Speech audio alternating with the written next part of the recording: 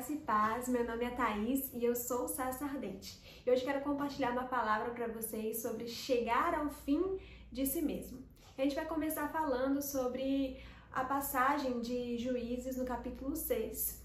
E lá a Bíblia vai nos contar sobre a história do povo de Israel, em que o povo de Israel começou a fazer o que era mal aos olhos do Senhor.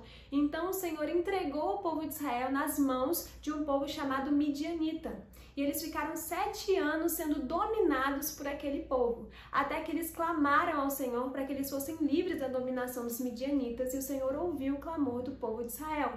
Então o Senhor vai, e no mesmo capítulo, no capítulo 6, aparece para um homem do povo de Israel chamado Gideão. E o Senhor vai, aparece para Gideão e chama Gideão para liderar o exército contra os midianitas. Mas a resposta de Gideão é um pouco surpreendente para a gente.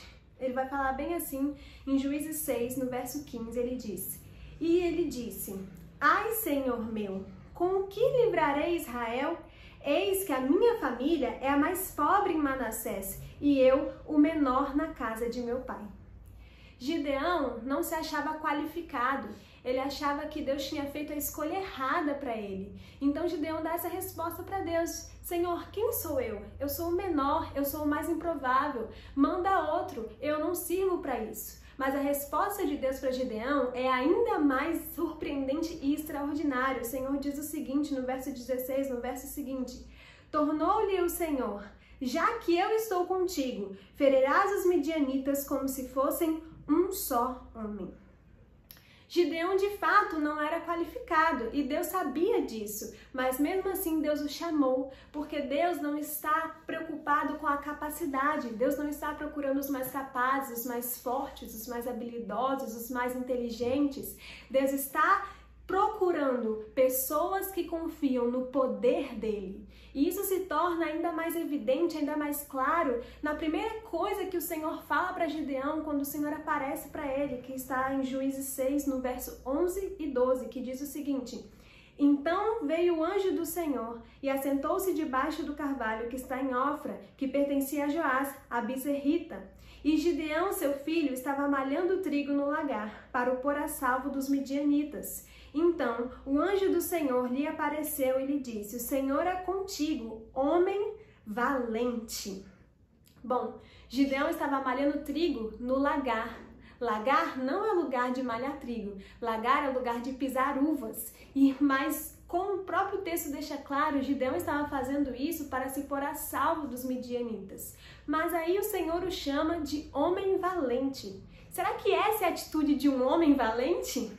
Bem, talvez não seja, mas quando Gideão aceitou o chamado do Senhor para ele, não confiando na sua própria capacidade, mas confiando no poder de Deus, ele de fato se mostrou um homem valente. Às vezes, nós estamos recusando o chamado de Deus para a nossa vida, estamos aceitando a opressão do inimigo, às vezes nós estamos travados em um ponto. Por quê? Porque estamos olhando para nós mesmos, olhando para a nossa própria incapacidade, para aquilo que nós somos ou não somos, para aquilo que nós temos ou não temos. Mas Deus não está nos chamando por aquilo que nós somos ou por aquilo que nós temos. Deus está nos chamando por aquilo que Ele quer ser através de nós. E Deus deixa isso muito claro em 1 Coríntios, nos versos 27 e 29 do capítulo 1, ele diz o seguinte, Pelo contrário, Deus escolheu as coisas loucas do mundo para envergonhar os sábios, e escolheu as coisas fracas do mundo para envergonhar as fortes, e Deus escolheu as coisas humildes do mundo e as desprezadas, e aquelas que não são, para reduzir a nada as que são, a fim de que ninguém se vanglorie na presença de Deus. Deus não usa aqueles que se acham fortes, aqueles que se acham inteligentes, que se acham capazes. Deus usa aquelas pessoas que reconhecem a sua incapacidade, mas mais do que isso, aquelas pessoas que permitem que o poder de Deus se manifeste através da sua vida. Com Moisés aconteceu a mesma coisa. Quando Moisés tinha 40 anos, ele se achava muito capaz. Ele já tinha a ideia de que ele poderia sim ser o libertador do seu povo. Mas ele achava que isso poderia se dar através da sua capacidade, porque ele era inteligente, porque ele era príncipe do Egito, porque ele era versado, porque ele era habilidoso. Mas será que Deus usou Moisés nessas circunstâncias? Não. Mas será que a habilidade de Moisés era ruim? De maneira nenhuma. Foi o Senhor que colocou Moisés como príncipe do Egito. Mas Moisés não estava confiando no Deus que colocou ele como príncipe no Egito. Moisés estava confiando em si mesmo.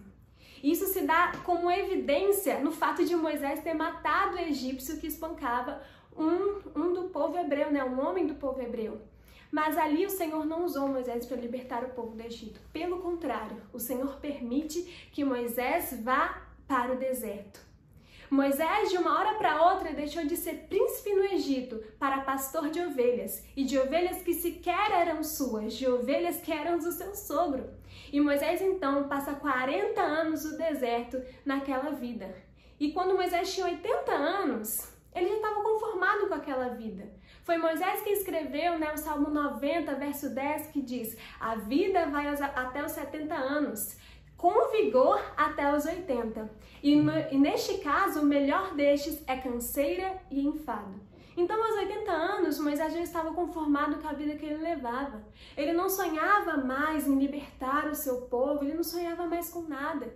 Ele já tinha chegado ao fim de si mesmo, ao fim da autoconfiança, ao fim do seu orgulho, ao fim da sua própria capacidade. Ele já tinha chegado ao fim disso.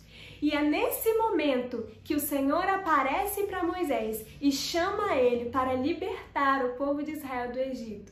Mas nesse momento, a primeira resposta de Moisés a Deus é exatamente como a resposta de Gideão. Olha só o que Moisés fala em Êxodo 3:11. Então disse Moisés a Deus: quem sou eu para ir a Faraó e tirar do Egito os filhos de Israel? Bom, um Moisés de 40 anos atrás se achava muito capaz. Ele achava que ele era o cara, que ele era de fato aquele escolhido. Mas não porque Deus o escolheu, mas porque ele era bom demais na visão dele. Mas ali, com 80 anos, Moisés já não achava mais nada disso. E foi ali mesmo que Deus falou: é você que eu quero e é você que vai libertar aquele povo.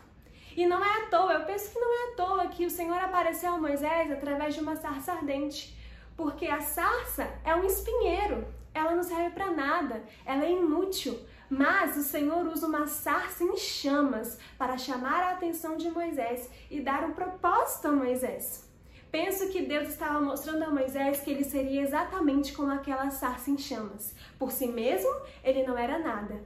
Por si mesmo, nenhuma capacidade que ele poderia ter, nenhuma inteligência, nada seria suficiente para a grandiosidade do propósito de Deus para ele.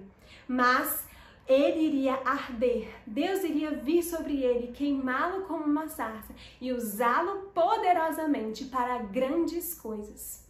E o Senhor também tem grandes coisas preparadas para nós. O Senhor tem grandes coisas para nós, assim como ele tinha para Gideão. Ir e lutar contra o exército que era inumerável como a areia do mar, com 300 homens e vencer? Claro que isso não foi Gideão ou os 300 que estavam com ele, foi Deus. Então, não se deixe por vencido, pare de olhar para si mesmo. Se você se acha bom demais, se você está olhando para a sua capacidade e tendo confiança nela, não se surpreenda se Deus te levar ao deserto. Fique feliz, porque é ali que o Senhor vai tratar você para chegar ao fim de si mesmo. Mas se você já reconhece a sua incapacidade, então agora pare de olhar para si e olhe para Cristo. O Senhor nos faz nos reconhecermos, mas o Senhor não nos faz nos contemplarmos. Contemplar é somente a Jesus. Olhe para Cristo e para quem Ele é e para o que Ele vai fazer através da sua vida. Se deixe incendiar pelo Senhor e vá em frente, vá à luta, porque o Senhor te chamou para destruir as obras do diabo. Amém? Que essa palavra possa ser uma bênção para a sua vida e te alimentar.